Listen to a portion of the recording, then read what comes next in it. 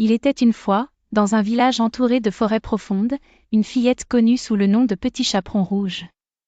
Un jour, sa mère lui demanda d'apporter une galette et un pot de miel à sa grand-mère qui vivait de l'autre côté de la forêt. En chemin, sa mère l'a mis en garde, ne parle pas aux inconnus et reste sur le sentier. Le Petit Chaperon Rouge promit d'être prudente. En entrant dans la forêt, elle fut ralentie par une douce mélodie qui semblait l'appeler. Curieuse, elle s'approcha et rencontra un loup au pelage argenté qui jouait une flûte enchantée. « Bonjour, Petit Chaperon Rouge, dit-il d'une voix charmeuse. Je suis le loup énigmatique, et je t'invite à résoudre mes énigmes. Si tu réussis, je te montrerai le chemin le plus rapide pour rejoindre ta grand-mère. » Méfiant mais intrigué, Petit Chaperon Rouge accepta. Toutefois, elle se rappela les paroles de sa mère.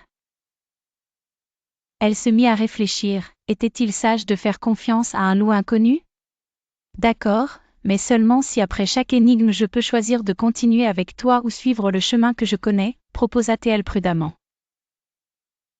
Le loup, amusé, accepta et posa sa première énigme, « Je suis un arbre dont le fruit porte une montre.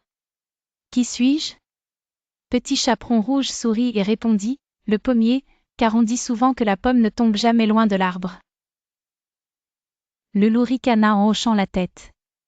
La route continua, et après chaque énigme, Petit Chaperon Rouge devenait de plus en plus habile à discerner la vérité des illusions. Lorsqu'elle arriva à la dernière épreuve, l'énigme se fit plus complexe, « Deux chemins s'ouvrent devant toi, mais un seul mène à la vérité. L'autre dissimule un mensonge. Choisis avec sagesse. » Petit Chaperon Rouge hésita puis se rappela des conseils entendus, « Écoute ton cœur et trace ta route avec sagesse. » Elle opta pour le chemin que son instinct lui dictait, ignorant les pièges du loup. Elle parvint enfin à la maison de sa grand-mère saine et sauve. Le loup, impressionné par son discernement, sourit et disparut dans la forêt. En arrivant chez sa grand-mère, Petit Chaperon Rouge comprit que les énigmes n'étaient qu'une métaphore des dangers cachés de la vie. Être vigilant et écouter sa voix intérieure est un trésor, dit-elle. Ainsi, elle partagea son aventure en avertissant les autres enfants à son retour au village, la prudence et la sagesse sont les meilleurs alliés face aux énigmes des inconnus. Et ils vécurent tous heureux et en sécurité. La fin.